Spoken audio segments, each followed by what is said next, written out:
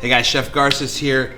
Let's make my essential Ceviche Verde sauce. We have some blanched herbs, 4 different kinds. We have a little bit of parsley here, basil, chives, and some cilantro. So you can imagine all those herbs really gonna pack a lot of flavor. Rough chopped jalapeno here, some clam juice, a few ice cubes in there, keep everything nice and cold, olive oil, avocado, a little bit of salt, a little bit of pepper.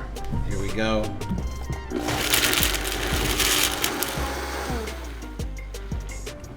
Nice bright green.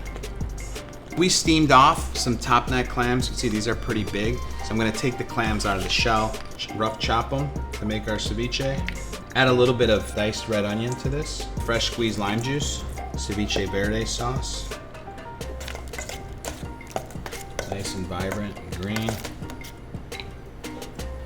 Chopped cilantro, bacon chunks, and we've got these corn nuts. We're gonna just chop, give it a little texture. Here is your clam ceviche verde. Down the hatch, guys. The vibrancy and the brightness of the ceviche is kind of unmatched.